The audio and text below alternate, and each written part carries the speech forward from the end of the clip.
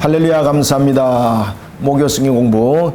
오늘은 우리가 골로새서 2장을 우리가 공부를 하도록 하겠습니다.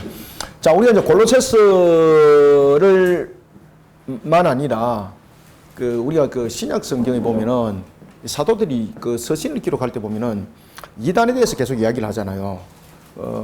예수님께서도 이단에 대해서 이미 첫 그리스도라는 부분을 통해서 말씀을 줬거든요. 그러면서 심지어 이제 첫 그리스도는 이미 와가 있다라고 말하는 것은 첫 그리스도에 대한 성격들이 무엇인가를 예수님께서는 폭합적으로 말씀을 해줬습니다.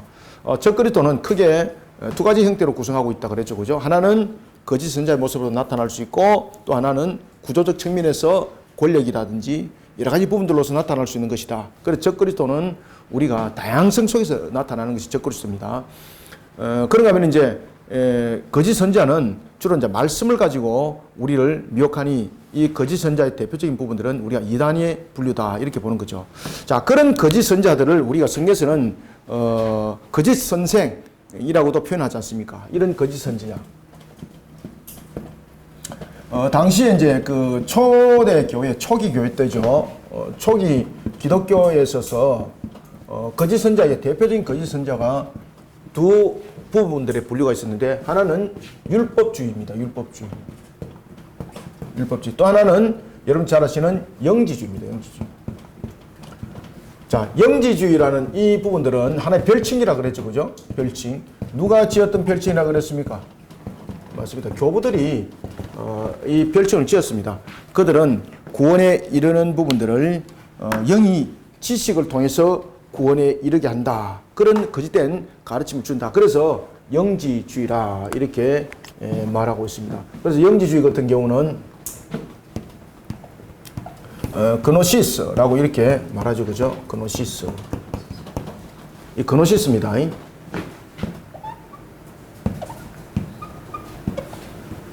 이렇게 씁니다.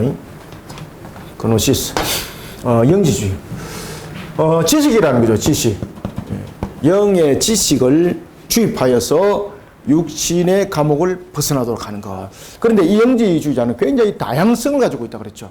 율법주의 같은 경우는 중심이 되어 있는 것이 유대교가 중심이죠, 그죠? 유대교가 중심이 되어 있습니다. 그런데 영지주의는 굉장히 다양한 모습 속에서 이 부분들이 나타났습니다. 한 어떤 계파 속에서 나타나는 것이 아니라 여러 유형들을 가지고 이들은 교회를 회방시켰고, 그런 속에 공통점들이 영에 대한 구원을 그들은 말을 하고 있었던 겁니다. 이런 영지주의는 금욕주의가 있었고, 그 다음에 이 속에서 나타나는 방종주의가 함께 나타납니다. 금욕주의가 있고, 그리고 방종주의가 나타납니다. 이런 모습들. 이런 부분들을 다루고 있는 것이 우리가 신약 성경의 사도들의 서신의 대부분입니다. 그래서 사도들이 서신서에 대해서 이야기를 할 때에 거짓 선생, 거짓 교사, 그 다음에 거짓 선자라고 말할 때는 율법주의의 유대교를 중심으로 이루고 있는 에변주의와 그 다음에 영지주의, 이 두 세력을 말하고 있는 겁니다. 우리가 이제 요한 1서에서 3서쯤 우리 특강을 했잖아, 그죠? 요한 1서에도 반드시 영지주의를 알고 들으셔야 돼요. 왜 그런가 하면 영지주의를 가지고 이야기를 하고 있는 것이거든요. 오늘 우리가 이제 배우고 있는 골로새서도 마찬가지입니다. 반드시 영지주의를 공부를 하고 들어오셔야 됩니다. 그래서 우리가 특강에 영지주의를 제가 특강 이미 해놨잖아요, 그죠? 제가 자료도 올려놨고, 그래서 그것을 가지고 공부를 하고 들어오시면은 한결 이 골로새서도 바라보는 것이 쉬워져요. 자, 이런 부분의 내용들을 가지고 우리가 공부를 하게 됩니다.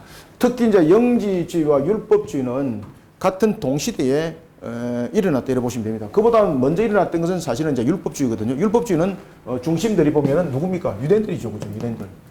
이 유대인들이 중심이 되어 있었고, 영지주의자들도 사실은 이 유대인들이 중심들입니다. 그런데 유형이 달라요.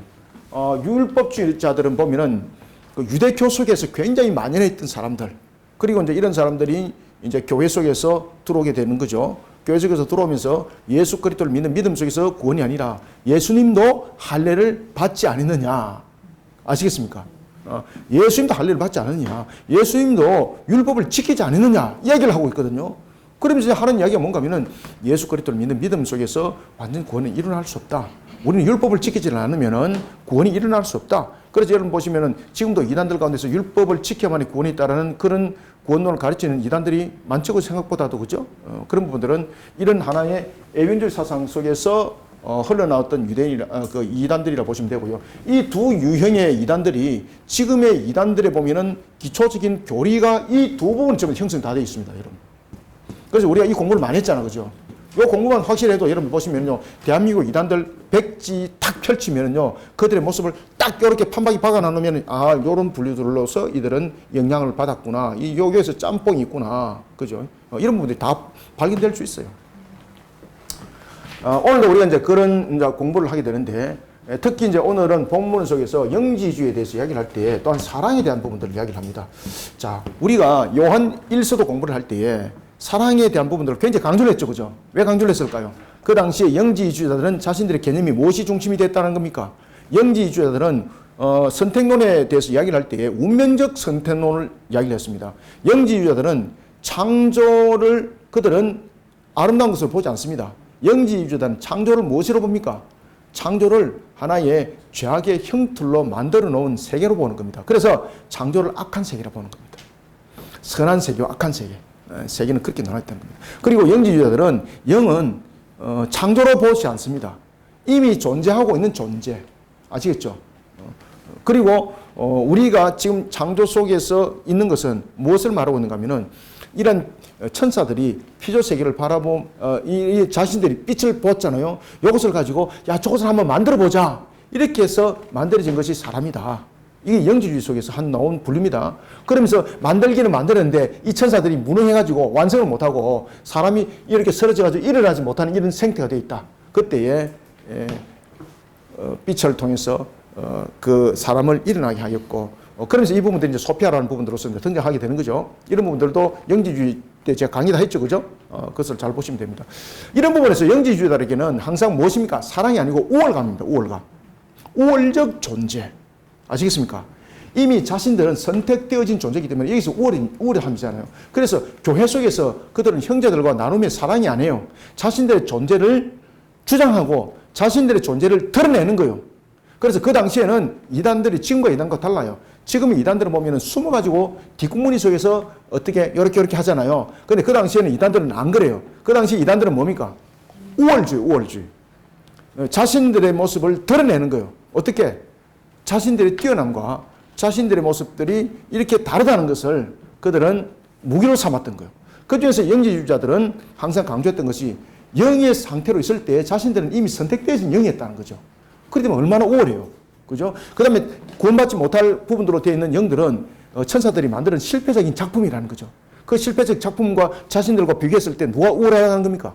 자신들이 우월하다는 거죠. 그러니 형제들과의 사랑이라는 부분들은 이 속에 성립이 안 되는 거예요.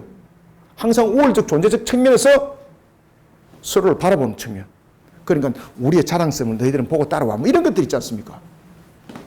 이런 부분에서 사랑이란 아가페가 신약 성경에 사도들이 계속해서 이야기를 하는 겁니다. 오늘 본문 속에서도 그 이야기를 하는 겁니다.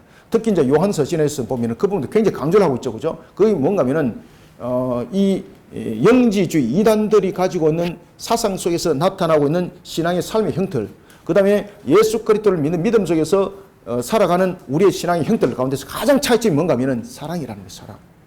아시겠습니까? 우리는 예수 그리스도로 인하여서 우리는 죄사함을 받은 그 은혜 속에서 살아왔던 우리, 주님으로부터 우리는 받았던 그 사랑, 하나님이 우리를 사랑하사, 그죠? 사랑하사 우리를 구원하신 그 모습, 그 속에서 우리는 반드시 나타내야 될 것은 뭔가 그리스도인이라면은 그리스도를 닮아야 되는 것이고 그 그리스도는 우리를 구원하기 위해서 어떻게 오셨는가? 우리를 사랑하사. 그러니 우리는 구원받은 자로서 사랑의 형제 속에서 사랑이라는 부분들이 교제가 이루어지고 우리가 사랑이라는 부분부터 나타나는 것은 어떻다? 구원이 아니고 당연한 모습이다. 그런데 영지주의자는 어떤 모습을 가지고 있습니까? 그런 부분들의 모습이 나타날 수가 없는 거죠. 왜 그러면 우월감 속에서 늘 존재하니까. 그러면서 이런 부분들 가지고 비교를 통하여서 영지주의자들과 그 다음에 그리스도인들이 무엇이 다른가, 무엇이 다른가 라는 부분들도 함께 조명해주고 있는 겁니다. 그래서 왜 사랑을 강조하는가? 이 사랑이 무슨 행위론을 말하고 있는가?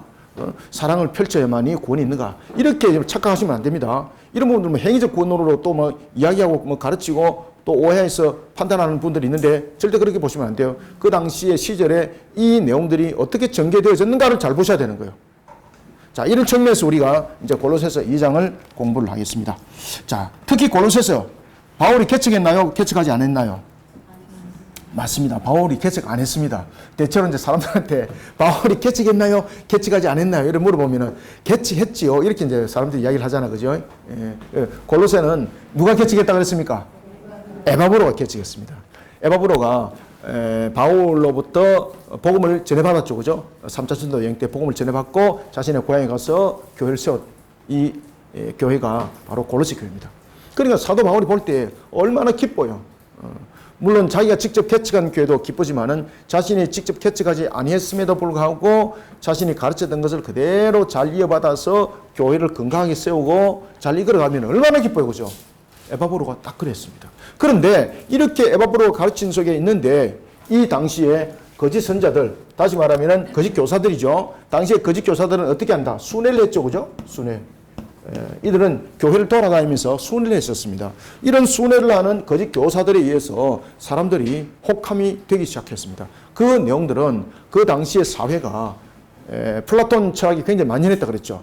그리고 헬레니즘의 문화들이 굉장히 만연했다 그랬죠. 그러면서 이런 이제 종교적 혼합적 정신들이 굉장히 많이 사람들에게 가미가 되어진 상태였습니다. 이런 부분들은 유대 사회 속에서도 동일하게 나타나고 있었습니다. 이런 부분에 사람들이 동화돼 버리는 거예요. 그러면서 에바브로로부터 전해드렸던 그 복음의 진리를 그들이 벗어나기 시작하는 거예요. 사도 바울이 그 내용을 들으니 얼마나 가슴이 아파요. 그죠? 그러면서 서신을 쓰는 거예요. 서신을. 내가 너희들이 처음에 에바브로로부터 그렇게 진리 가운데 썼던 것 참 난 너무나도 기뻤다. 그런데 이런 거짓 교사들이 들어와서 너희들에게 지금 잘못된 것을 가르치고 있는 것을 너희들이 똑바로 알고 에바브로가 처음에 가르쳤던 그 진리 속에 너희들이 바로 세워져야 된다. 그러면서 오늘 굉장히 중요한 내용의 단어를 또 쓰기 시작하는데 그것이 바로 뭔가 하면 신적 수동태라는 단어를 또 딱 씁니다. 여러분 수동태라는 것은 뭔가 하면은 자신이 스스로 세워지는 것은 능동이라 말하지만은 다른 대상을 위해서 세워지는 것은 수동이라 말하지 않습니까? 그런데 누가 세웠냐에 따라서 이 수동태가 신적 수동태로 이 내용들이 전개되고 있는 것이 있는데 그것이 골로새서에 또 재미있게 등장합니다. 자, 본문을 통해서 한번 보겠습니다. 자, 2장 1절 봅시다. 내가 너희와 라오디게아에 있는 자들과 무릇 내 육신의 얼굴을 보지 못한 자들을 위하여 얼마나 힘쓰는지를 너희가 알기를 원하노라. 자, 여기서 이제 보면은 라오디게아 등장하잖아요. 라오디게아. 라오디게아는 여러분 어떤 곳이에요? 라오디게아. 라오디게아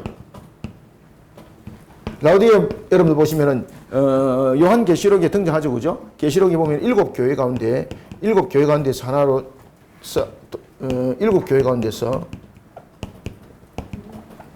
소아시아 7교회 가운데서 한 교회로 등장하지 않습니까? 이런 라오디게아는 굉장히 부유한 도시였습니다. 우리나라로 말한다면은 어디 지역이 될까요? 그 라오디게아 지역은 뭐 거지가 없을 정도였으니까 우리나라로 말하면은 공업이 이제 발달했던 뭐 울산이라는 이런 데 보면은 그런 데는 뭐 못 살아요 이래도 우리보다 잘 살잖아, 그죠? 먹을 것이 없어 이래도 우리보다 잘 먹습니다. 이 라오디게아는 굉장히 발달했던 도시였습니다. 향료가 발달하였고 그 향품 같은 거 있지 않습니까? 이런 것들을 또 만들어서 수출도 많이 했고, 그 다음에 라오디게아는 여러분 잘 아시는 것처럼 온천이 있었죠, 그죠? 온천이 있었다 보니까 치료의 부분들이 굉장히 발달했습니다. 의학이 굉장히 발달했습니다. 의학이. 그리고 또 하나는 이 라오디게아의 굉장히 과학적 부분들도 발달했죠, 그죠? 이 속에서 만드는 약품이 완전히 막 사람들이 줄을 섰지 않습니까? 그 대표적인 약이 또 하나 뭡니까? 안약이었죠, 안약. 눈에 이제 질환 같은 거 이제 안약, 이것을 라오디게아 지역에서 이 부분들을 만들었었습니다. 그러니까 라오디게아는 굉장히 어떤 세상적 측면으로 보면 풍요의 도시예요. 그런데 나중에 요한계시록에 보면은 7 소아시아 교회 가운데서 가장 책망받은 교회가 어디입니까? 라오디게아입니다. 라오디게아. 자, 사도 바울이 지금 라오디게아를 또 이야기를 하고 있습니다. 내가 여러 가지 부분에서 잊을 수가 없는 부분들이 있다. 내가 너희와 라오디게아에 있는 자, 그리고 물은 내 육신의 얼굴을 보지 못한 자들 위하여서 얼마나 힘쓰는지를 너희가 알기를 원한다. 무엇으로 힘쓴다는 겁니까? 마치 그가 경기장에서 승리를 거두기 위해서 대적들과 목숨을 걸고 지금 마치 혈전을 벌리는 검투사와 같은 모습으로 자신이 지금 모든 부분들을 지금 행하고 있다는 겁니다. 그것을 너희들이 알고 있느냐라는 것이죠. 알기를 원한다. 알기를 원한다. 모를 수도 있는데 알기를 원한다는 겁니다. 그래서 사도 바울은 지금 자신이 감옥에 갇혀있는 이 모습들도 보면은 순탄하게 어떤 휴양처로 온 것이 아니라 마치 원형 경기장에서 검투사가 싸우는 모습과 같은 그런 모습 속에 자신이 지금 감옥에 있다는 것입니다. 아시겠죠? 그죠? 그래서 알기를 원한다. 내가 뭐 때문에 감옥에 있는가? 알기를 원한다. 뭐 때문에 있습니까? 복음을 전하다가 구원을, 죄인들을 구원에 이르는 복음을 전하다가, 그죠? 너희들이 좀 알기를 원한다. 그러면서 사도 바울이 본격적으로 이렇게 말합니다. 이는 그들로 마음의 위안을 받고 사랑 안에서 연합하여 확실한 이해의 모든 풍성함과 하나님의 비밀인 그리스도를 깨닫게 하려 함이니. 자, 여러분들 여기서 이제 본격적으로 영지주의자들에 대한 지식에 대한 부분들과 다른 부분들을 이제 설명하는데, 이것은 뭔가 하면은 잘 보십시오. 사랑 안에서 연합하여서, 지금 여기서 등장하는 것이 또 뭡니까? 사랑이죠, 그죠? 지금 사랑 안에서 연합하라는 거죠, 연합. 그러면 우리가 사랑 안에서 연합하는 이유는 무엇인가? 그리스도인으로서 우리의 모습을 나타내기도 합니다. 그런데 또 하나는 우리가 사랑 안에서 지금 연합을 하라고 했잖아요. 그러면 성도들이 연합하여서 공동체를 지금 이루어서 습니까? 그러면 공동체를 이루어서 해야 될 일들이 무엇인가라는 것입니다. 자, 우리가 사랑 안에서 연합을 이루었으면 이 공동체가 해야 될 가장 중요한 일은 무엇인가? 무슨 부분들의 사역들이 굉장히 중요하다 그러니까 그리스도를 깨달아 아는 일에 전력을 다해야 된다. 그래서 우리는 대체로 보면은 어떤 연합을 이루면은 대항 세력을 만들잖아요. 그죠? 싸움에 상대를 향해서 이기려고 우리는 연합을 하잖아. 그죠? 야, 우리 편 묶자. 이렇게 해가지고 저 다른 편을 갖다가 싸워서 이겨야 돼. 이런 내용들이잖아요. 지금 사도 바울은 지금 사랑 안에서 이야기를 하면서 지금 이단들을 어떻게 이겨나가야 될지를 지금 가르쳐 주고 있어요. 지금 영지주의 이단들로 인해서 골로새 교회가 거의 무너진 상태가 이르는 정도로 지금 굉장히 큰 타격을 받았거든요. 그러면은 일반적 측면에서는 그들을 몰아내라, 그들을 추측해내라, 그들을 짓밟아버리라, 이러면서 너희들이 연합해서 그들과 싸워라, 이렇게 말할 수 있는 거잖아요. 지금 그 내용들에 대해서 오해하면 안 된다는 거예요. 그래서 우리는 저 이단들을 물리치는 부분에서 교회를 배방하는 세력들로부터 우리를 지켜나기 위해서는 제일 먼저 우리가 그리스도의 사랑으로 연합해야 된다. 그러면 그리스도의 사랑으로 연합해서 어떻게 하라는 겁니까? 혈투를 벌려고 치고받고 조직을 구성해서 다른 조직을 이겨내는 그런 싸움을 하라는 것이 아니고, 그리스도 예수 안에서 사랑으로 연합을 해야 될 이유는 우리는 그 속에서 깨달아야 된다. 왜 지금 우리가 이 이단 속에서 문제점들을 일으키고 있는가? 뭐 때문에 지금 문제가 일어났던 겁니까? 진리를 보존하지 못했기 때문이죠. 그리고 자신들이 배웠던 그 진리에 대해서 의심을 느끼기 때문이죠. 그러니까 그리스도 사랑 안에서 연합이라는 것은 무엇을 말하고 있는 겁니까? 이 사랑이 무엇입니까?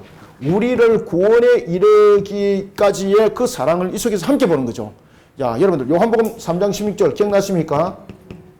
지금 제가 말이 굉장히 빠르죠, 그죠? 그래서 잘 알아들을 수 있죠, 그죠? 네. 이게 여러분들의 능력입니다. 주님께서 지금 베푸시는 은혜예요.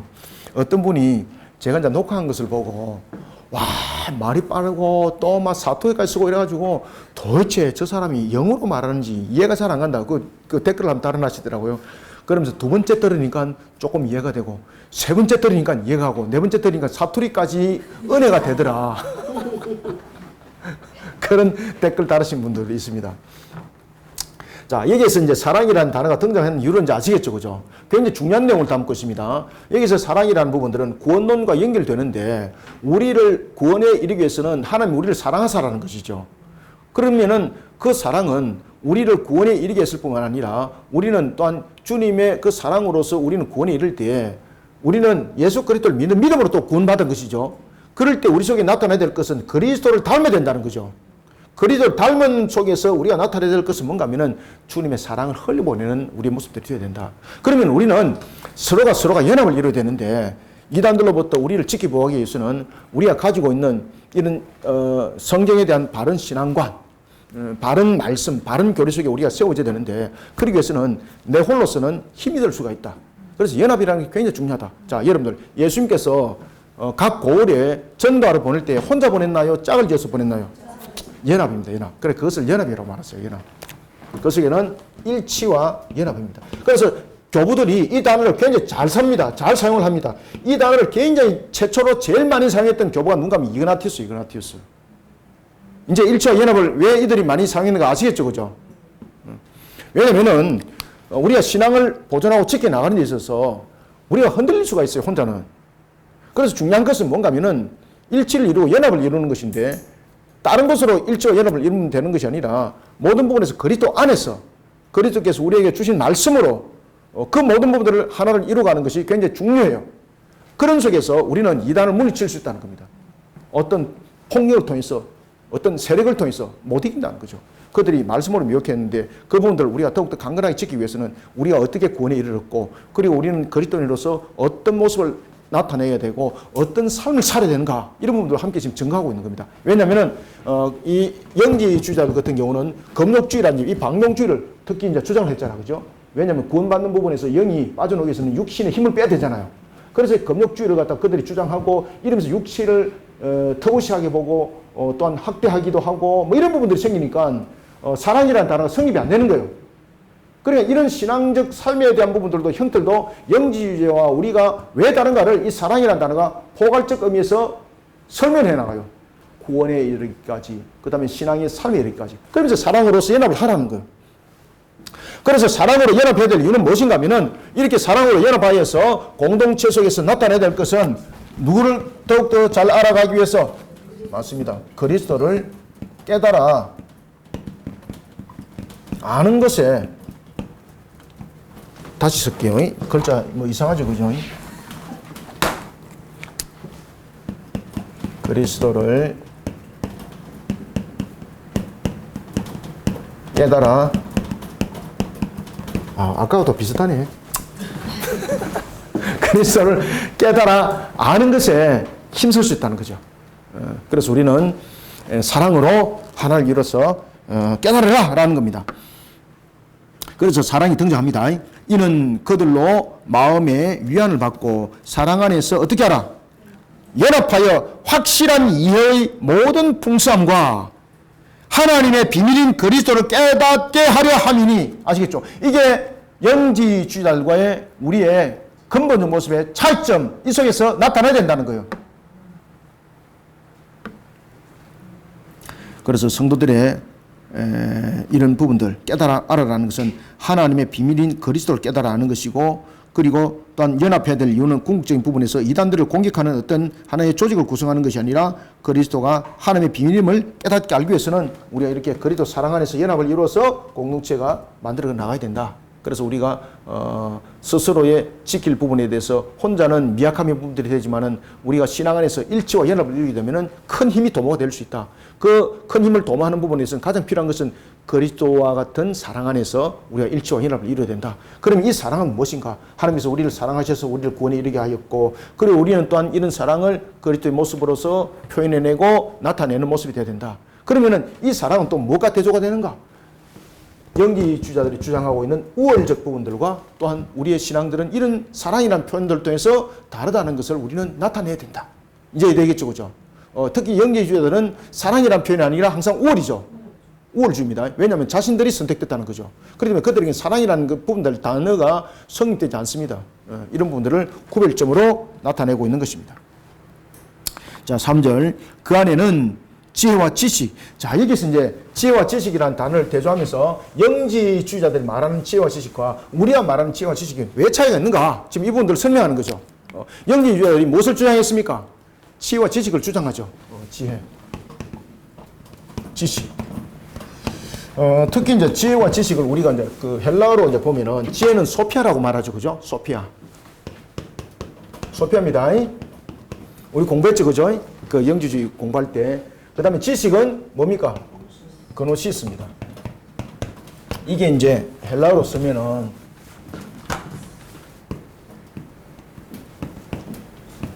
이렇게 씁니다.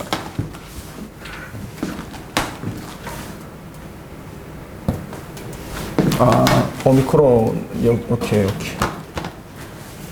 예. 소피아, 요렇게 씁니다. 그 다음에 이제 그노시스는 이렇게. 소피아, 그노시스. 소피아는 뭔가 하면은 여러분 지혜와 지식의 큰 차이점은 뭘까요? 지혜. 지식은 얻는 정보 속에서 지식이죠. 근데 지혜는 뭘까요? 우리가 삶을 살 때 지식 있게 산다 할까요? 지혜롭게 산다 할까요? 맞습니다. 그래서 이 지식은 여러 가지 부분에서 정보적 부분에서 지식이라고 말한다면은 지혜는 삶 속에서 나타남이죠. 그죠? 그래서 우리가 참 삶을 지혜롭게 살아간다 그러지 지식 있게 살아간다 안 그러잖아요. 그죠? 예. 지금 이 부분들을 가지고 지금 영지주의자들의 지혜와 지식을 이야기를 하고 있죠. 영지주의자들은 지혜라는 소피아 영이 그 사람에게 능력을 더하여서 사람을 일어서게 하였다. 그리고 또한 지식을 도모하여서 이제 육신의 감옥으로부터 빼내게 하면서 아르콘으로부터 자신들은 탈출을 하려고 한다라는 부분들이 영지주의자들의 권론이죠, 그죠? 이 영지주의자들의 권론을 이야기할 때 이 두 가지가 굉장히 중요하게 작용되고 있습니다. 지혜와 지식. 지금 사도 바울이 이 단어를 의도적으로 딱 쓰고 있어요, 여러분들. 그래서 우리는 그러면 지혜와 지식 부분에 대해서 어떻게 봐야 되는가? 지혜라는 부분들과 지식이라는 부분들, 우리는 지식의 부분에서 누구를 더욱더 알아가는 지식이 이루어져야 된다는 겁니까? 맞습니다. 야, 진짜 공부 잘하시네. 뭐가 탁탁 뭐가 이게 무슨 도면이 조립이 됐던 작품이 나오는 것처럼 지금 여러분들 입에서 나오는데, 그래서 지식에 있어서는 우리가 어떤 지식이 이루어야 되는가 하면은 맞습니다. 그리스도를 아는 지식에 이르는 자가 되어야 되고, 그 다음에 이 지혜는 어떤 삶을 살아가야 되는 겁니까? 맞습니다. 그리스도인의 삶을 살아가야 되는 겁니다. 그래서 지식과 지혜가 놓은 겁니다, 이게. 이들은 구원론적 측면에서 영에 대한 탈출에 대해서 영의 구원에 관해서 이야기를 할 때에 영지주의자들은 이 부분들을 이야기를 하게 되는 거죠. 그런데 지금 그런 부분들에서 지혜와 지식은 아니라는 거죠. 우리가 더욱더 지혜가 있고 지식에 이르기까지는 우리가 어떤 모습이 되어야 되는가? 우리가 그리스도를 더욱더 알아가는 부분에서 우리는 지식을 얻어야 되는 것이고, 그리고 또한 우리는 지혜롭다는 것은 우리는 그리스도의 삶을 살아가는 부분에서 우리는 지혜로워야 된다라는 것을 가르쳐주고 있습니다. 자, 3절 봅시다. 그 안에서 지혜와 지식의 모든 보화가 감추어져 있느니라. 내가 이것을 말하면 아무도 교모한 말로 너희를 속이지 못하게 하라느니. 여기서 이제 교모한 말은 유혹하는 말이죠. 그죠? 거짓 선자들이 무엇으로 유혹합니까? 그때 말씀으로. 교모하죠. 그죠? 교모한 말로 너희를 속이지 못하게 하려 함이라. 그러니까 바른 말씀과 바른 교리를 가르치는 것이 그만큼 중요한 겁니다. 이런 부분들을 깨닫게 알게 하는 이유가 지금 영지주의자들이 말하고 있는 그런 영에 대한 구원론이 얼마큼 잘못되어 있는가를 우리는 바르게 깨닫게 알기 위해서 지금 내가 이 부분들도 함께 너희들에게 가르쳐주고 있다. 5절 이는 내가 육신으로 떠나 있으나, 육신으로 떠나 있다는 것은 지금 자신이 어디에 있다는 겁니까? 지금 뭐 감옥에 지금 갇혀 있다는 거지 않습니까? 육신으로 떠나 있으나 심령으로는 누구 함께 한다? 너희와 함께 있어 너희가 질서 있게 행함과 그리스도를 믿는 너희의 믿음이 굳건한 것을 기쁘게 봄이라. 그래서 당시 초대교회는 많은 이단들이 이런 공동체를 많은 피해를 주고 있었습니다. 그렇지만은 대부분의 교회들이 무너짐을 당하지는 않습니다. 왜냐하면 무너짐을 당하지 않는 가장 큰 이유가 믿음 안에서 잘 버티고 있었던 겁니다. 믿음 안에서 버티고 있었던 겁니다.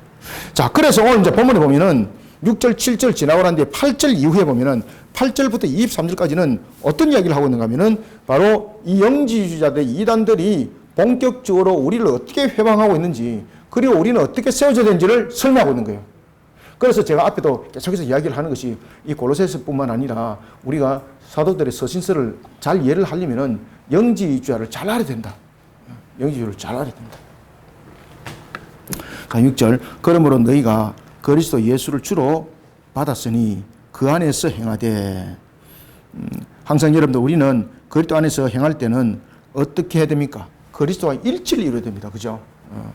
그러므로 너희가 그리스도 예수를 주로 받으시니 그 안에서 행하되. 자, 이게 진짜 재밌는 이야기. 제가 앞에서 신적 수동태 이야기했죠. 그죠? 자, 여기서 나타나는 겁니다. 사도 바울은 이런 단어를 의도적으로 굉장히 잘 씁니다. 사도 바울은 여러분 보시면은 그 전문적으로 수사학도 공부를 했고 여러 가지 부분에 이런 율법에 대한 뿐만 아니라 여러 가지 이제 정치를 할 수 있는 다른 학문들도 함께 공부를 많이 했던 사람 중에서 한 사람입니다. 굉장히 박식 강력한 인물이다. 이렇게 보시면 되겠습니다. 자, 그런 그가 지금 의도적으로 이 단어를 딱 쓰고 있는데 그것은 뭔가 하면 신적 수동태입니다. 자, 수동태는 자신이 스스로 세워진 것이 아니잖아요. 여러분들, 우리가 믿음 안에서 뿌리를 받고 믿음 안에서 세우는 것은 우리의 스스로인가요? 아니면 하나님의 은혜인가요? 맞습니다. 자, 영지주의자들은 자신들의 구원을 은혜라고 말하나요? 아니면 자신들의 능력이라고 말하나요? 은혜라 절대 말하지 않습니다. 그들은 은혜라는 그런 단어가 등장하지 않습니다. 은혜라는 단어가 등장하면은 우월이라는 단어가 성되지 않습니다.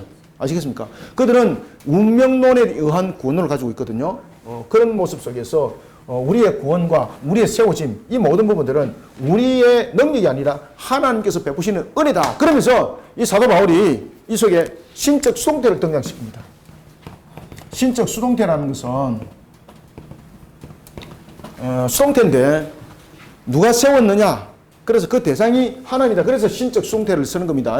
아시겠죠? 그죠? 자, 특히 이제 이 속에서 나타난 신적 수동태는 보면은, 자, 7절 보십시오. 그 안에 뿌리를 박으며 세움을 받아. 자, 뿌리를 박죠. 그죠? 뿌리를 박고,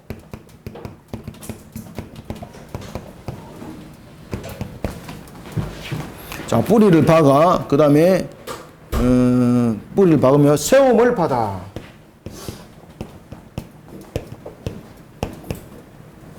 세움을 받으며죠. 세움을 받아. 이 속에서 뿌리를 박는 것과 세움을 받는 것, 이것이 우리의 어떤 자동적인 자의적인 부분에서 뿌리가 박아지고 세워진 것이 아니라는 거죠. 누가? 그렇죠. 이게 하나님께서. 그래서 이 부분들이 수동태입니다. 수동태인데 하나님께서 그렇게 하심으로 이 부분들을 신적 수동태라고 말하는 거예요. 그러면은 신적 수동태는 무엇을 강조하고 있고 무엇을 바라보게 하는 겁니까? 하나님의 맞습니다. 은혜. 그렇죠. 은혜라는 부분들을 이야기를 하는 거예요. 예, 영지주의자들은 하나님의 은혜라는 단어가 등장 안 하죠. 그죠? 예. 그래서 이 속에서 우리의 구원과 그리고 우리의 성화 과정 속에서 우리의 여정, 신앙의 삶들입니다. 이런 부분들이 전부 다 하나님의 은혜 가운데에 지금 진행되어지고 있다는 것입니다. 자, 이 부분들을 지금 사도 바울이 이야기를 하고 있는 거예요. 7절에서. 그래서 그 안에 뿌리를 박으며 세움을 받아 교훈을 받은 대로 믿음에 굳게 서서 결국은 우리는 어떤 신앙이 되라는 겁니까? 맞습니다. 감사함을 넘치게 하라. 그러면은 우리는 하나님의 은혜 속에서 어떤 모습의 신앙이 되어야 되는가? 영지주의자들은 감사 신앙이 있나 없나요? 없습니다. 은혜와 감사는 그들에게 없습니다. 그래서 우리는 이런 신앙 속에서 세워진 우리는 마땅히 나타내야 될 바, 신앙은 마지막 결론은 감사하는 신앙, 감사하는 신앙. 그래서 여러분들 감사하는 신앙이 굉장히 중요합니다. 감사 잘하시길 바랍니다. 뭐 감을 쏘면 되는가요? 아닙니다. 여러분들, 우리가 하나님 앞에 진짜로 대표적으로 감사 신앙을 가장 잘했던 사람 창세기에 누구였을까요? 아벨. 그죠? 하나님께 예배할 때 나갈 때 전부 다 감사잖아요. 그리고 또한 우리가 구약에 보면은 왕으로 세움을 받았던 사람들 가운데서 하나님 앞에 감사 신앙으로 가장 고백적으로 잘 나갔던 사람 누굽니까? 다윗. 감사 신앙. 이게 굉장히 중요합니다. 그래서 우리의 신앙의 결론은요, 항상 하나님 앞에 감사할 줄 알아야 됩니다. 뭐 감사하려면 보따라도 몇 개 줘야지. 여기서부터 이제 틀리는 거예요. 우리는 뭔가의 대상이 있을 때만이 감사가 나오고 그 외에는 감사가 안 나오잖아요. 그렇지 않습니다. 우리의 모든 뿌리박게 하심도 세움도 하나님께서 우리를 뿌리박게 하였고 세워졌고 이랬기 때문에 결론이 있는 겁니다. 아시겠습니까? 그런데 항상 감사하시길 바랍니다. 감사할 조건은 너무나도 많죠. 그죠? 저는 옛날에 이제 감사를 하루에 뭐 예를 들면 18가지를 한번 감사를 적어보자. 그래서 실제로 제가 실천한 적이 있습니다. 제가. 그리고 이제 이 감사를 통해서 나는 어떻게 표현해야 될 것인가 이렇게 해가지고 제가 이제 전철 안에서도 막 복음을 전하고 제가 그런 적도 있었습니다. 그러고 난 뒤에는 이제 전철 안에서 이제 그런 복음을 전한다 이러면은 이제 경범죄에서 이제 잡아가고 뭐 이렇게 해가지고 그때부터는 제가 이제 말을 못했는데 그전에는 제가 이제 부산역 안에서도 막 저 혼자 막 그 통성으로 막 복음을 전하고 그랬습니다. 그래가지고 붙잡혀 가가지고 붙잡혀 간 적도 있었습니다. 제가 뭐 아무도 없는 거요. 그래가지고 제가 이제 전도지가 이제 없는 상태 속에 있었는데 입이 또 전도지가 되는 거잖아요. 그래서 제가 이제 그 부산역 그 왜 표 끊는데 그 안에까지 들어가서 제가 사람들한테 막 복음을 혼자서 막 전했었습니다. 제가 용감하게 제가 뭐 용감한 것이 아니고 담대한 것이 아니라 주님께서 나를 그렇게 붙드는 거예요, 여러분들. 그래 너무 감사했어. 왜냐면 나를 이렇게 구원에 이렇게 하신 그 부분들이 너무 감사한 거예요. 나같이 정말 버리지 못하다 더 못한, 진짜 제가 사도 바울보다 더 못한 사람이었거든요. 진짜로 여러분들 뭐 저를 잘 모르시는데 정말 주님 죄를 갖다가 회개시켜서 주님의 사명을 자로서 세움 받기가 주님 정말 고생 많이 했습니다. 정말. 다른 사람 노력이 한 10배 아마 기울였을 거예요, 주님. 그래서 제가 얼마나 감사해요, 그죠? 제가 정말 미친 듯이 제가 복음 전했습니다, 제가. 진짜로. 정말 미친 듯이. 그리고 제가 남포동 같은 경우도 제가요, 혼자서 통성으로 제가 복음을 전하고 그랬었습니다. 회개하라, 천국에 걷다 보면 사도 세례요한처럼 진짜 그랬었습니다, 제가. 그래가지고 어떨 때는 우리 어릴 때 우리 애들이 저를 잘 안 따라다녔습니다. 저 멀찍이 뒤에서 일부러 모르는 체 하면서. 그래서 제가 이제 아이스크림 사주기라면 똑같이 저를 따라서 하고 우리 애들이 그렇게 성장했습니다. 토요일마다 이제 제가 이제 시장에 여름에 혼자 또 덥잖아요. 그럼 이제 전화 걸어가지고 여기 어떤 시장인데 잠깐 놓아보라고 그러면 이제 우리 사모님이 뭐 이미 알잖아, 그죠? 뭐를 시킬 것인지. 그래서 제가 내 혼자 있으니까 너무 심심하니까 좀 놓으라고, 애들 다 데리고 놓으라고. 그럼 맛있는 거 사줄게. 그럼 이제 애들 손에 이제 전도자고 딱 지어 보내가지고 이제 우리 가족이 전도단이 되는 겁니다. 그 시장 안에서. 그래서 막 이래 전도하고 그런 적이 있었습니다. 감사해. 얼마나 감사해, 그죠? 감사가 넘치니까 내가 그렇게 변하더라고요. 감사가 넘쳐야지 내가 변합니다. 감사한 것이 없으면요, 강팍해져요. 그리고 우리 신앙은 감사해야 돼요. 감사하는 사람이 여유가 있고, 감사한 사람이 얼굴에 표가 나요, 여러분들. 우리 예수 믿어도 강팍한 사람, 감사함이 없는 사람들 얼굴 포난다니까, 여러분. 강팍, 딱, 이렇게. 포난다니까, 여러분들요. 찬양해도 얼굴에 강팍, 딱 써놨다니까, 여러분들요. 감사하시기 바랍니다. 요것만 해도 오늘 지금 수업 다 한 건데, 이거. 자, 이제 8절 보겠습니다. 자, 누가 철학과 헛된 속임수로, 지금 누가 하는 겁니까, 이거? 그렇죠. 당시에 이제 무슨 철학이 발달됐다 그랬죠? 플라톤 철학이 발달됐죠, 그죠? 그러면서 이제 이런 플라톤 철학들을 중심으로 또한 헬레니즘을 통해서 이런 부분들을 가지고 막 이야기를 하고 자신들의 이론을 가지고 주장했다는 거죠. 그래서 그것을 사도 바울이 속임수라고 이야기를 하는 거죠. 그 속임수다, 그거. 누가 철학과 헛된 속임수로 너희를 사로잡을까 주의하라. 주의하시기 바랍니다.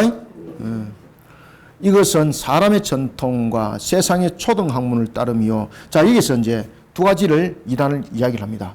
하나는 철학과 헛된 속임수로서 사로잡는 자, 또 하나는 사람의 전통과 세상의 초등학문으로서 사람을 사로잡는 자. 이들이 다 누굽니까? 자, 앞에 이야기했던 부분들은 우리가 영지주의로 대표됩니다. 그 다음에 뒤에 말하는 부분들은 누굽니까? 맞습니다. 율법주의자들입니다. 이들이 가르치는 부분들이 전부 다 뭡니까? 초등학문이다, 초등학문. 초등학문. 지금 여기서 이제 초등학문이라는 것은, 초등학문을 비교하여서 세상의 초등학문이라는 것은 어떤 쓸데없다 이런 부분들로서 비교하는 것이 아니라 지금 이단들의 그 가르침이 얼만큼 하잘것없는지, 얼만큼 보잘것없는지 그것을 비교적 측면에서 지금 표현하고 있는 겁니다. 그래서 여기서 이제 세상 초등학문이라는 것은 이런 이제 이단들의 가르침이 그렇다는 겁니다. 누가 철학과 헛된 속임수로 너희를 사로잡을까 주의하라. 이것은 사람의 전통과 세상의 초등학문을 따름이요. 특히 이제 사람의 전통은 유대주의 이단들을 조심하라는 거죠. 그죠? 이들이 이제 주로 이제 가르쳤던 부분들은 이런 부분에서 우리 유대인들이 이렇게 지켜왔다라는 부분들. 그리고 이제 특히 이 에벤주의는 유대 율법주의 사상을 가지고 이들은 항변하고 대변했죠, 그죠?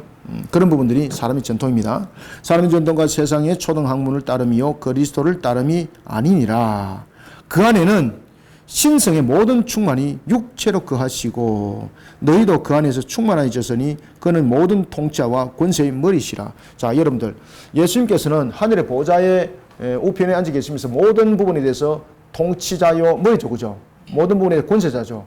그런가 하면 또 밑에서는 또한 천사들에 대한 부분들, 이 부분들을 가지고 다룹니다. 앞에도 우리가 고린도서 1장에서 그 부분들 이야기를 했죠, 그죠? 자, 여기서 우리가 이제 주어지는 것은 자, 그 안에는 신성의 모든 충만이 육체로 지금 가고 있다. 여기서 지금 강조하고 있는 부분들이 두 이단들에 대한 부분들을 바로 한 줄로 정리해버립니다. 자, 영지주의자 이단들은 무엇을 거부했습니까? 예수님의 육신을 거부했죠. 인성, 그죠? 인성을 거부했고, 그 다음에 율법주의자들은 무엇을 거부했습니까? 맞습니다. 예수님의 신성을 거부했죠. 자, 이런 부분에서 지금 사도 바울이 무엇을 말하고 있는가 하면은 이렇게 말합니다. 그 안에는 신성의 모든 충만이 육체로 거하셨다. 예수님의 성육신을 주장하면서 예수님의 성육신이 신성이 인성을 통해서 한인격을 이뤘다는 것을 설명하고 있는 거예요. 자, 예수님의 성육신은 신성이 인성을 한인격 속에서 이뤘다 이 말입니다. 성육신.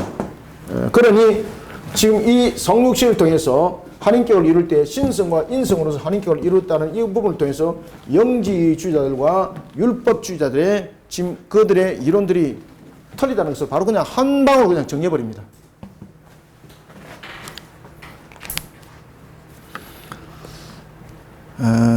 그리고 90절 너희도 그 안에서 충만하여졌으니 그래서 우리가 가장 중요한 것은 그리스도를 바르게 아는 겁니다. 그래서 앞에도 보면은 사도 바울이 사랑으로서 연합하여서 그리스도를 바르게 알아가라 그러잖아요. 이런 부분들은 우리가 그리스도를 바르게 알아가는 부분들, 그리고 바르게 알아가는 부분들은 바른 가르침 또한 바른 교리로부터 가르침 속에서 나와야 되는 거죠. 그럼 이런 바른 교리의 가르침은 어디로부터 출발해야 되는가? 지금 사도 바울이 이야기를 하는 겁니다. 자, 여러분들 이와 같이 지금 예수님께서 성육신으로 이 땅에 오신 것에 대해서 누가 제일 먼저 가르쳐 줬나요? 하나님께서 그 부분들을 사람들에게 알겠잖아요. 그러면서 이 성육신에 대해서 자신이 스스로 왔다는 것을 제일 먼저 예수님께서 제자들에게 가르쳤죠. 그죠? 사도들에게. 그리고 또한 이 가르침을 제자들인 속사도들이 배우게 되었죠. 자, 이 속에서 우리가 진리를 바르게 아는 것, 지금 영지주의자들이 말하고 있고 그리고 율법주의자들이 말하고 있는 이 부분들이 진리가 아니라는 거예요. 우리의 진리는 어디로 들어가야 되는가 하면 예수님의 가르침, 예수님의 가르침은 하나님께서 말씀하심이죠. 그런데 영지주의자들과 율법주의자들의 가르침은 누구의 가르침이라는 겁니까? 사람의 사고로 만들어진 그런 지식이고 그런 내용들이다. 그래 하나님으로부터 온 말씀이 맞다 아니라는 겁니다. 그러니 우리의 신앙은 항상 제자를 통한 예수님을 통한 신앙이 되어야 됩니다. 이런 부분들을 굉장히 잘 가르쳤던 것이 속사도 교부들입니다. 그래서 영지주의자들은 자신들이 주장을 했던 그 내용들이 있습니다. 자신들이 가르치는 교리에 대해서 자신들이 생각이라 말하면 안 되잖아요. 근거가 합리적이어야 되잖아요. 그래서 그들은 자신들의 근거를 합리적으로 제시할 때에 무엇을 제시했을까요? 자신들이 가르치는 것이 무엇이 토대가 되어 있다? 사도들 이야기 안 합니다. 지금 사도들하고 싸우고 있는데 사도들 이야기하면 안 되잖아요. 그래서 그들은 무엇을 말하는가 하면 제자들의 어록을 말합니다.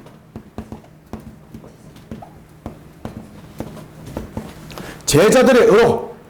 예수님으로부터 가르침 받은 제자가 이렇게 하겠다. 이 속에는 가짜도 있고 여러 가지 있지 않습니까? 그러나 우리가 속사도 교부들은 이런 그런 논리적 부분에서 영지주의자들과 대립각을 세울 때에 그들은 제자들의 어록을 가지고 이야기하지 않습니다.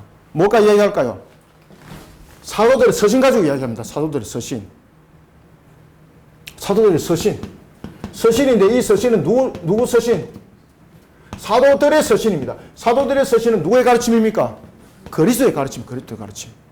그래서 진리 부분들을 진행해 나갈 때에 성경이 정경화되었던 것도 이런 중심이 되어서 정경화가 형성이 되는 겁니다. 여러 가지 부분에 제자들의 어록과 같은 이런 부분들이 외경으로 나중에 나타나거든요. 그런데 이런 부분들은 성경에서 정경화될 수가 없는 거예요. 성경에서 정경화될 수 있는 것은 오직 무엇만이? 예수님의 가르침만이, 하나님의 말씀인 그 부분의 그 가르침만이 성리될 수 있는 거죠. 그래서 사도들의 서신이 굉장히 중요한 겁니다. 그래서 우리의 지금 성경들이 누구의 서신들로 중심이 되어 있습니까? 사도들의 서신이 중심이 되어 있는 거죠. 그죠? 그러면은 바울은 사도가 아니라고 말씀을 주고 있는 부분에서 13권의 서신을 그럼 부인해야 된다고 말할 수 있는 거죠. 그러면은 사도 바울은 정말로 사도가 맞나요? 안 맞나요? 자, 사도가 맞는 이유 이야기해 보세요. 직접. 예수님으로부터 네, 다메섹에서 만났을 뿐만 아니라 아라비아 광야에서 직접 3년 반을 직접 받으셨죠, 그죠? 그는 예수님으로부터 직접 교육을 받았던 산 증인입니다. 그래서 그는 사도입니다. 아시겠습니까? 심지어 그는 뭐라고 말합니까? 나는 너희들이 경험하지 못한 심지어 3층까지 나는 보았노라. 그래서 사도 바울의 서신의 13권은 바로 사도들의 서신이 맞습니다. 그래서 속사도 교부들이 사도들에 대해서 이야기를 하고 성경에 대해서 정경성을 주장하고 할 때 누구 성경이 가장 많이 들어올까요? 바울의 서신이 제일 많이 들어옵니다. 결국은 제일 많이 들어옵니다. 그 다음에 요한의 서신입니다. 이런 부분들이 많이 등장하게 되는 겁니다. 그래서 사도 바울이 13권의 성경의 중심을 잡는 이유는 바로 그런 깊은 뜻이 다 있는 겁니다. 특히 이제 사도들 가운데서 가장 그 말씀과 복음을 전하는 사이에 중복적 사역을 가장 많이 주님으로부터 부여받은 사람이 사도 바울이에요, 여러분들. 그래서 사도 바울은 마치 10달란트와 같은 자였어요. 그의 달란트를 자랑한 것도 아니죠. 하나님께서 우리에게 때로는 10달란트를 주고 5달란트를 주고 2달란트도 줄 수 있죠. 그죠? 1달란트도 줄 수 있죠. 그것은 자신의 사명이지 사역이지 능력을 가지고 말하는 것 아니에요. 그런데 그 역할들을 사도 바울은 잘 감당을 했던 거예요. 그러면서 그는 복음만 전하는 것이 아니라 교회를 개척한 곳에만 있는 것이 아니라 이방인의 사도만으로 세워진 것이 아니라 하나님께서 무엇으로도 썼습니까? 말씀을 세우는, 말씀을 기록하는, 성경을 정경화로 세우는 데 있어서 중요한 사도로서 딴 쓰임을 받게 됐습니다. 그래서 사도 바울은 굉장히 다양한 측면에서 쓰임을 받았던 대표적인 사도였습니다.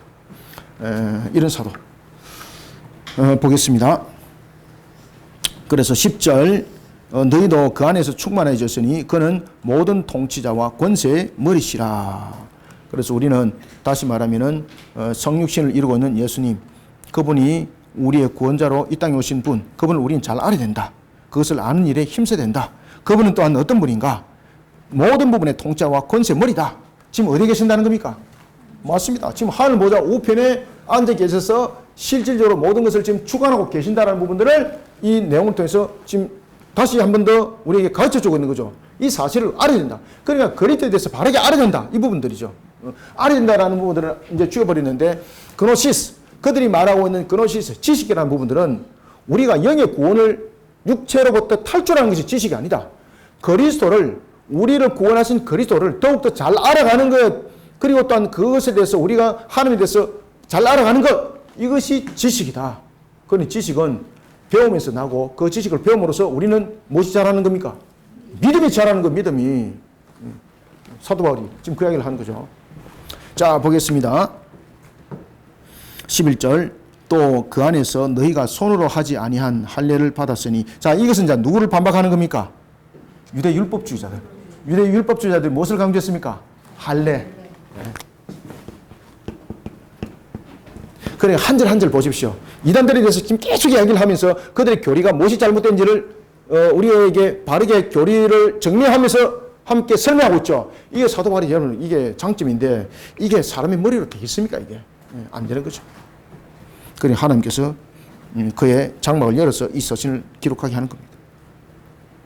11절. 또 그 안에서 너희가 손으로 하지 아니한 할례를 받았으니 곧 육의 몸을 벗는 것이요. 자, 육의 몸을 벗는 것은 뭡니까? 타락한 상태에 처해 있는 인간의 옛 본성의 육의 몸이죠. 그죠?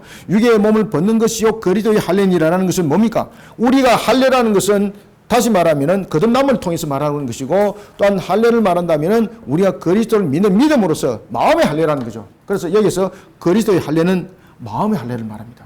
마음의 할례는 무엇입니까? 믿음을 말하고 있습니다. 예수 그리스도가 구세주를 믿는 믿음. 그래서 그리스도의 할례는 마음의 할례입니다. 이 마음의 할례는 무엇을 말하고 있습니까? 그렇죠, 믿음. 예수 그리스도가 우리의 구세해 준 것을 믿는 믿음.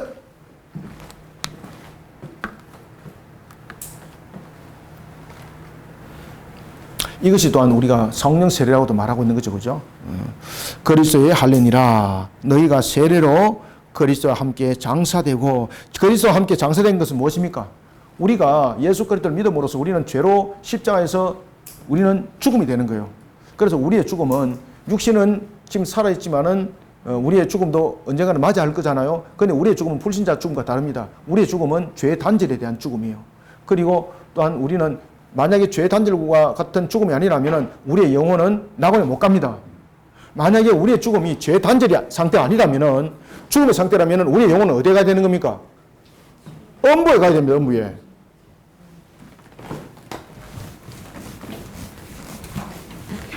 자, 우리가 이 땅을 살아가면서 주님께서 이 땅에 다시 오실 때는 우리에게 재림의 사건이 일어나잖아요. 주님이 재림하실 때는 우리가 보면 육신이 영화롭게 변하든지 살아있는 사람은, 죽은 자들은 무덤에서 보라는 거잖아요. 자, 거기까지 가기 전까지 사람들이 죽잖아, 우리가. 죽으면은 이 죽음은, 우리의 죽음에 대해서는 잘 아셔야 되는 거예요. 첫 번째, 신자에 대한 죽음과 두 번째, 불신자에 대한 죽음은 달라요, 여러분들요. 자, 신자에 대한 죽음은 죄 단절이에요, 죄 단절. 죄 단절이 되지 않으면은 우리는 죽었을 때 어디 가야 되는 겁니까? 우리의 영혼은 음부에 가야 돼요, 여러분들요. 왜? 죄가 해결 안 됐으니까. 그래서 우리의 신자의 죽음은 죄의 단절이에요, 죄의 단절. 그런데 불신자의 죽음은 여전히 저주 상태예요.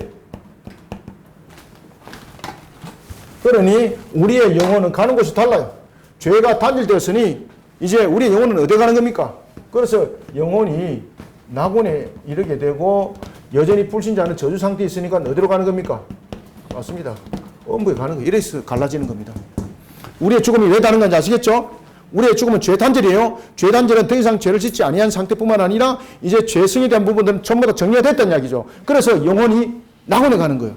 그리고 주님께서 오시는 그날까지 부활의 때를 기다리는 거예요. 그래서 우리의 부활은 영육간의 부활이 될 때에 과거의 육신의 찍기의 육신이 아니라 영원한 모습으로 육신은 부활하게 되는 것이고, 또한 우리의 모든 의식의 구조는 다 원래 가지고 있는 사람의 상태를 다 가지고 있는 거죠. 그죠? 그래서 여러분들이 공부한 것도 전부 다 생각 다 해요, 여러분들요. 옆에 사람하고 싸운 것도 다 기억 다 해요, 여러분들요. 그런데 대화가 난주 달라져요. 그때 내가 너를 갖다 미워했는데 참 그때 참 미안했다. 내가 지금 깨달으니까 참 내가 참 못났다. 뭐 이런 것들 있잖아요. 이것이 영원한 모습 상태 속에서 대화입니다. 예. 너 부끄러워서 었잖아. 내가 그 사람 안 만나야 되는데 만납니다. 만납니다. 그래서 영화로운 모습이라는 것은 우리가 지금 생각하고 있는 이 모습과 완전히 달라요, 여러분들요. 우리의 외형도 달라집니다. 우리의 외형은 이런 죄악 속에서 얼굴들이 때로는 구강의 형태에 따라서 다르기도 하고 이런데, 영화로움이라는 것은 죄성이 없는 상태 속에서 샬롬이거든요. 그 얼굴 자체가 달라져요, 여러분들요. 아름다운 광채가 그 속에서 나타나는 겁니다. 어떻게 변할지는 예수님의 모습을 보면 알 수 있어요. 막달라 마리아가 예수님의 얼굴을 알잖아요. 그런데 예수님의 얼굴을 봤는데 주님 어디 계십니까? 그랬잖아요. 그러면서 막달라 마리아가 무슨 이야기 했습니까? 목소리는 주신데 주여 어디 계십니까? 그죠? 우리가 서로를 또 구별할 수 있는 것은 목소리에 대한 특성은 아마 가지고 있는 것 같아요. 그대로 100%는 아니지만은 우리의 특성적인 목소리, 개성이 우리 목소리에 다 나타나잖아요. 그죠? 그러니까 이런 부분에서 우리가 누군가 구별할 수 있는 부분도 이 속에 다 있다. 그 다음에 또 하나는 우리의 이제 뇌 기능도 전부 다 이제 100% 활성화되기 때문에 아담의 그 기능 속에 나타났던 그 탁월함, 그 뛰어남, 모든 짐승의 이름을 순간적으로 다셨잖아요. 그죠? 그 기능들이 우리 속에 있기 때문에 지금의 우리의 모습과 달라고. 슈퍼 컴퓨터도 우리 못 따라와, 여러분들요. 그러니까 그날을 기다리시기 바랍니다. 봅시다. 그래서 그 안에서 우리는 세례받은 자들입니다.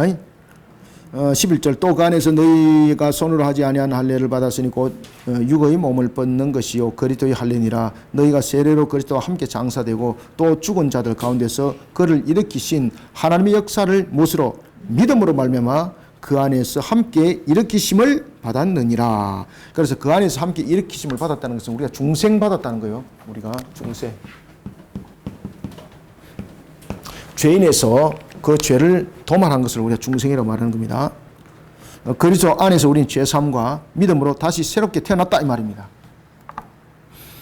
우리가 죄사함을 누굴 통해서 죄사함 받습니까? 그리스도 안에서. 우리는 어떻게 거듭납니까? 그리스도 안에서. 그래서 우리는 다시 태어났다 그러죠. 그래서 그걸 거듭남이라고 말하잖아요. 또 이단들이 또 이런 단어를 또 잘 쓰고 있죠, 그죠? 이단들이 잘 쓰고 있다고 그래서 전부 다 나중에 회피 당하고 나면 우리 설 단어 아무것도 없습니다. 우리가 설 단어를 분명히 쓰면서 우리가 분명한 신앙 부분에서 제시를 해야 되는 거예요. 그들이 얼마큼 엉터리라는지를 또한 가르쳐 나갈 필요가 있는 겁니다. 자, 13절 봅시다. 또 범죄와 육체 무할례로. 자, 무할례는 무엇입니까? 유대인들이 입장에 봤을 때는 하나님과 전혀 상관없는 이방인들을 육체의 무할례자로 여기고 있었죠. 그런데 하나님은 그런 무할례자로 여겼던 자들, 죽었던 존재와 같은 자들, 그들을 모두 함께 살리시고 그 죄를 전부 다 사하셨죠. 그리스도 안에서 말입니다. 그러니까 여기서 구원론이 율법주의를 가지고 있는 구원론과 그리고 영지주의자들의 구원론이 무엇이 틀린가를 지금 이야기를 계속하고 있는 거예요. 그러니까 너희들이 이런 바른 교리 속에 세워져야 된다는 겁니다. 그러면서 에바브로로부터 가르침 받은 것에 대해서 다시 한 번 더 환기시켜주고 있는 것입니다. 13절 또 범죄와 육체의 무할례로 죽었던 너희를 하나님이 그와 함께 살리시고 우리의 모든 죄를 사하시고. 그래서 구원은 율법을 지키는 것이 아니고 구원은 영이 지식을 깨달아서 육체를 탈출하는 것이 아니고 구원은 무엇입니까? 예수 그리스도, 우리의 죄를 대속하신 예수 그리스도를 믿는 믿음으로 우리는 구원받는 것이다. 우리를 거스르고 불리하게 하는 법조문. 여기서 우리를 거스리고 불리하게 하는 법조문은 뭡니까? 율법입니다. 율법.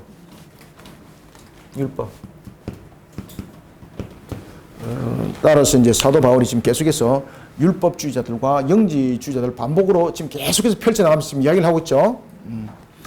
우리가 스스로 우리를 거스르고 불리하게 하는 법조문으로 선 정서를 지우시고 제하여 버리사 십자가에 못 박으시고. 그러면 다시 말하면은 예수님께서 이루심은 무엇입니까? 그럼 율법을 깨끗이 지웠다는 것은 율법을 폐기시켰다는 겁니까? 뭡니까?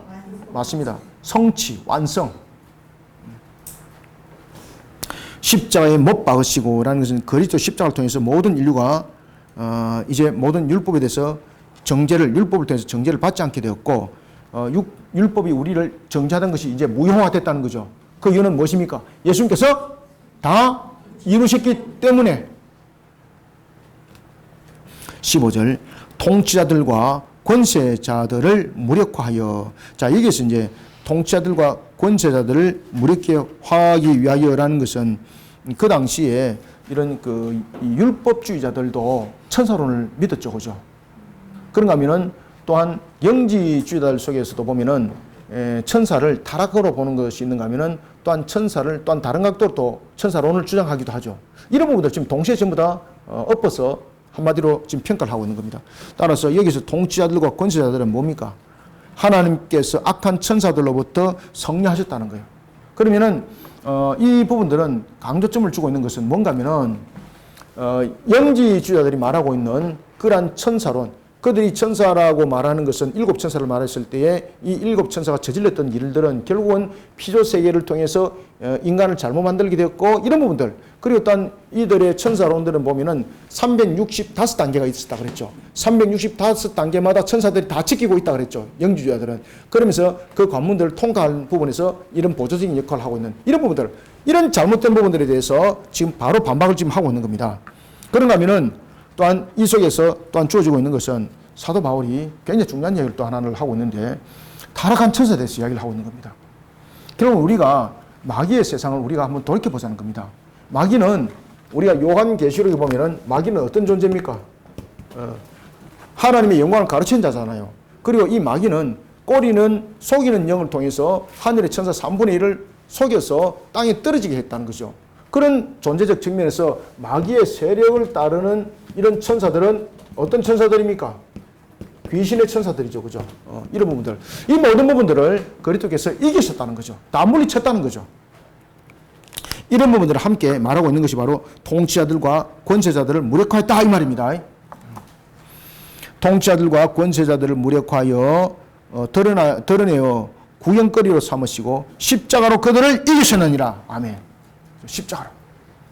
그래서 이런 타락한 천사들, 우리에게 직접적으로 우리의 영으로 공격하고 있는 지금 천사들이 이 귀신의 영들이거든요.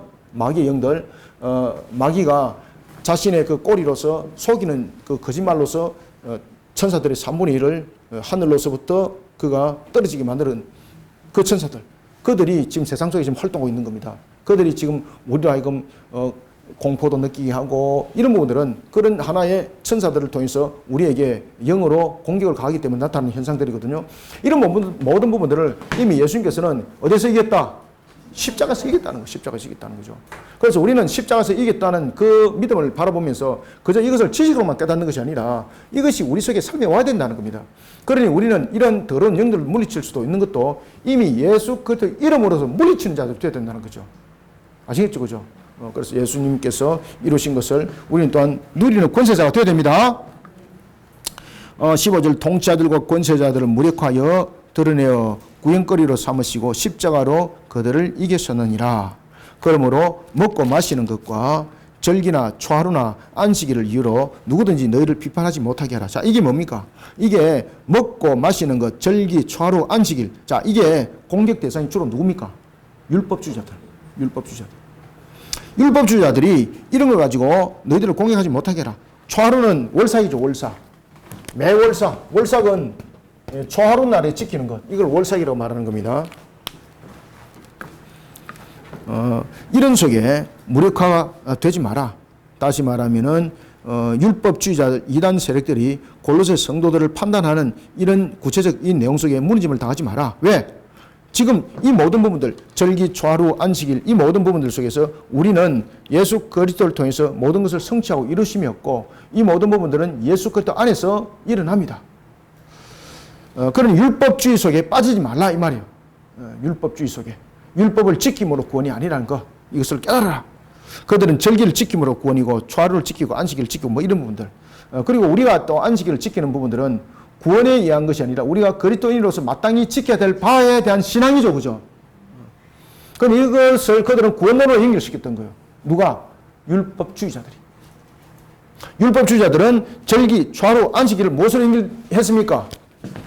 그거다 써놓으세요. 그들은 그것을 구원론으로 연결시켰습니다. 그런데 우리가 안식일을 지켜야 될 것은 구원론입니까? 신앙론입니까? 신앙입니다. 신앙.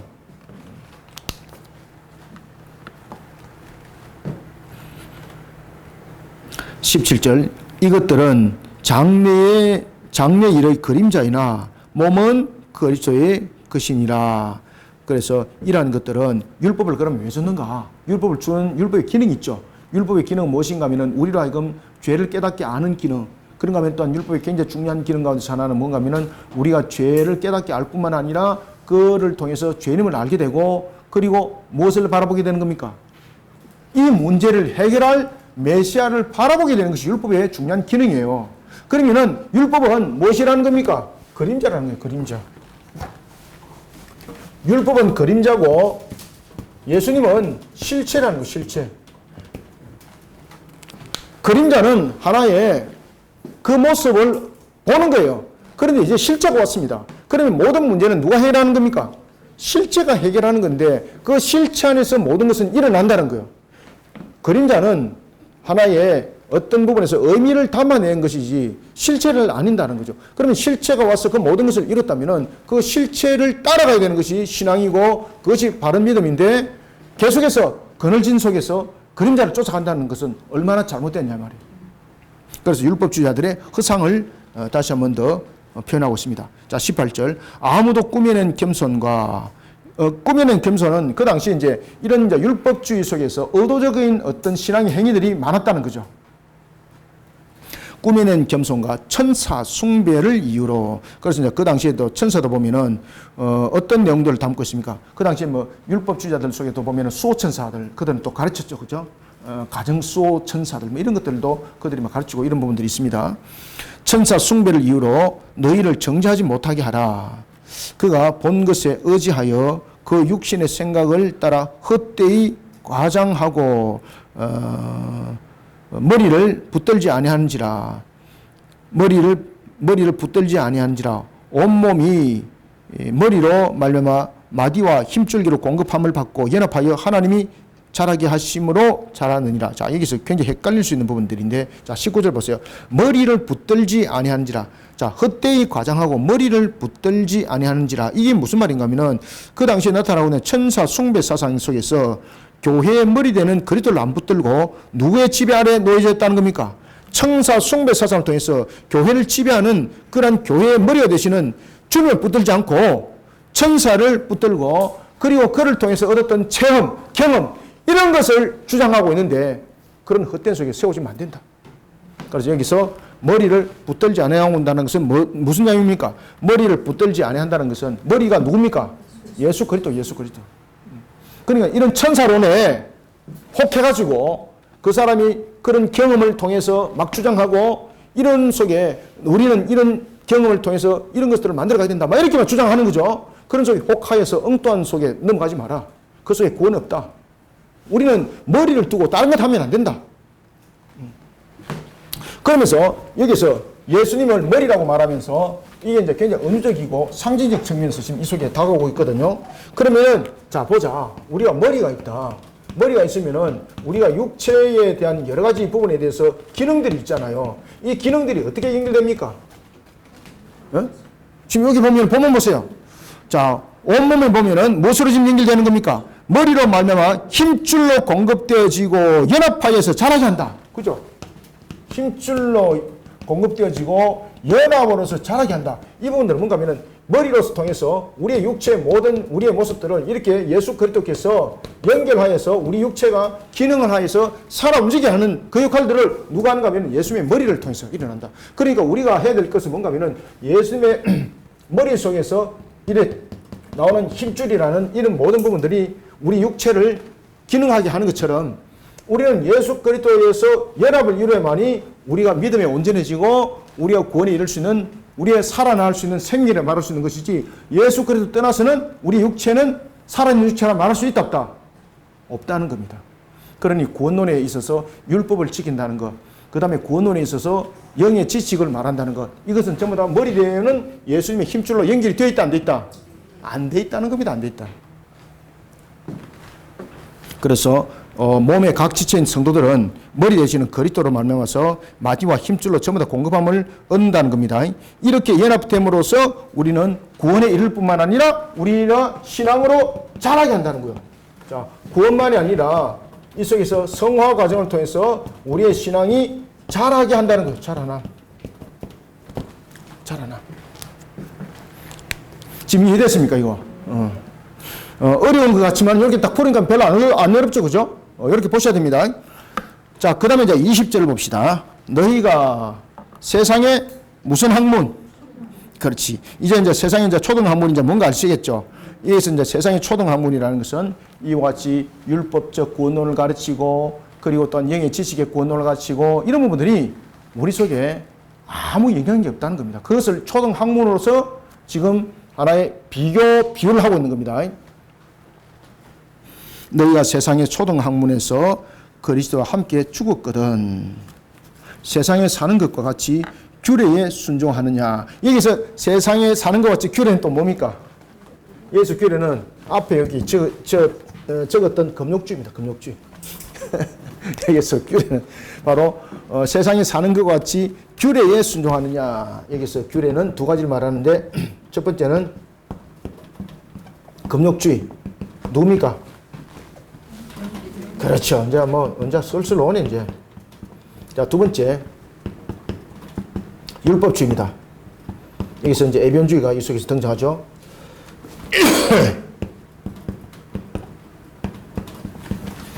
자, 이 두 부분을 함께 말하고 있는 겁니다.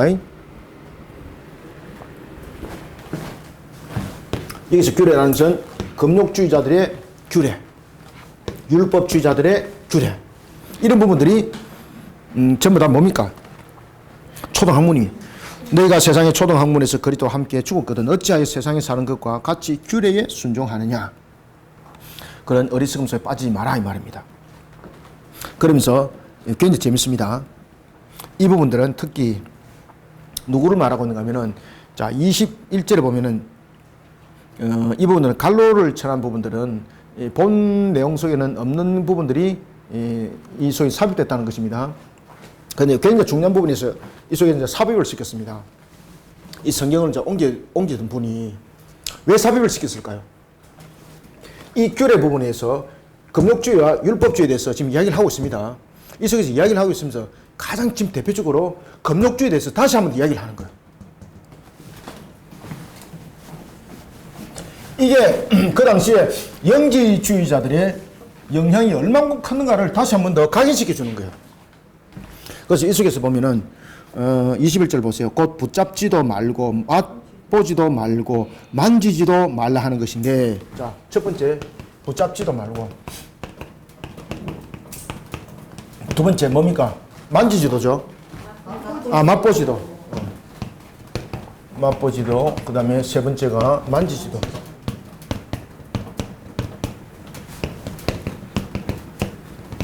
이게 뭔가 하면은 이 규례에 대한 부분들입니다. 규례에 대한 부분들. 이 금욕주의에 대한 부분들 이야기를 하고 있습니다. 다시 말하면은 육신이 원하는 바를 붙잡으면 안 된다는 거죠. 그래서 금욕주의 속에서 이들이 주장했던 것은 바로 술과 그 다음에 고기 이런 부분들을 그들은 금하였습니다. 이 금욕주의가. 왜냐면은 그렇게 해서 육신이 더욱더 타락해지고 육신이 힘을 얻게 되면은 영은 더욱더 갖춰지게 된다는 거죠. 그래서 육신에 힘을 주면 안 되잖아요. 그러니까 육신이 또 즐거우면 안 되잖아요. 그 대표적인 것이 뭡니까? 술과 고기였습니다.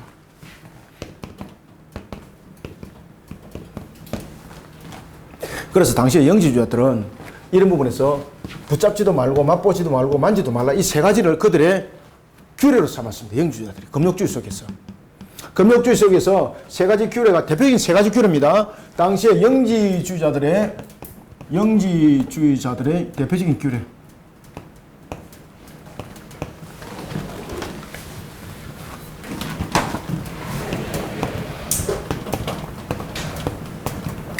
영지주의자들의 대표적인 규례 세 가지입니다.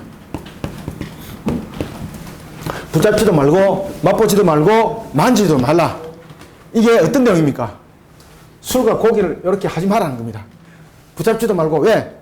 이것을 붙잡고 맛보고 그러면은 육신이 더욱더 강해지고 육신이 더욱더 기력을 얻게 되고 육신이 더욱더 활력을 얻게 되면은 어떻게 된다는 겁니까? 영은 더욱더 갖춰짐이 된다는 거죠. 그래서 육신의 부분에 에너지를 공급할 수 있는 요소는 전부 다 제어해야 된다. 이 말이 바로 이 금욕주의의 규례, 대표적인 세 가지 규례였습니다. 지금 사도 바울이 지금 그 이야기를 하는 겁니다. 그리고 이 부분들을 지금 갈로를 쳐서 이 내용을 기록을 했던 분이 자신이 그 삽입을 해서 지금 사도 바울이 이 말을 풀어주는 겁니다. 곧 붙잡지도 말고 맛보지도 말고 만지지도 말라 하는 것이니 이 모든 것은 한때 쓰이고는 없어지리라. 이게 뭔 말입니까? 금욕주의자들 같이 일시적이고 썩어질 물질에 대해서 구원의 관점을 두지 마라. 그 중심을 두는 것은 영적 균형 감각이 오히려 깨뜨려진다. 그들이 영을 강건하게 지키는 방법이라고 말했지만 이거 아니다. 이 모든 것들은 한때 쓰이고 없어지리라. 사람의 명령과 가르침을 따르느냐. 그러니까 이게 사람의 명령과 가르침은 누구의 가르침입니까? 그렇지. 영지주의자들의 그런 가르침을 너희들이 어리석음 속에서 따랐어야 되겠느냐. 23절. 이런 것들은 자의적 숭배와 겸손과 몸을 괴롭게 하는 데는 지혜 있는 모양이나. 그래서 자의적 숭배와 겸손으로 몸을 괴롭게 하는 것은 금욕주의죠. 그죠? 몸을 괴롭게 하는 것. 몸을 괴롭게 하는 것은 금욕주의 속에서 힘을 빼는 거예요. 몸에 힘을 빼는 거. 몸을 괴롭게 하는 데는 지혜 있는 모양이나 오직 육체에 따르는 것을 금하는 데는 조금도 유익이 없느니라. 다시 말하면은 이단들의 가르침과 그 규율과 그 의식은 육체의 욕구를 충족하고 금하는 영적 숭고함을 도달한다고 말하지만은 어떤 것들도 영적 숭고함에 도달할 수 없다. 그 가치 없다. 어떤 부분들도 그 속에 자신들이 말하고 있는 그 이루어짐은 없다. 그리고 이 금욕적인 부분에 대해서 오늘도 우리 주신 말씀 속에 참으로 중요한 것은 인간적 교훈, 인간적 그런 가르침 속에는 어떤 것도 답이 없다는 것입니다. 그러니 하나님의 말씀 속에 우리가 바르게 세우지 않으면은 바른 교리 속에 세우지 않으면 소망과 희망이 없으니 에바브로가 가르쳤던 그 말씀 속에 너희들의 근본을 바르게 세워라. 이것이 사도 바울의 가르침이 되겠습니다. 자, 오늘은 우리가 골로새서 여기까지 하고요. 다음 주에는 우리가 3장을 공부하도록 하겠습니다. 자, 감사합니다. 수고하셨습니다. 하나님 감사합니다. 주님께서 베푸시는 은혜 속에 오늘도 우리를 세워주시고 주 앞에 영광된 걸음을 걷게 하시니 감사합니다.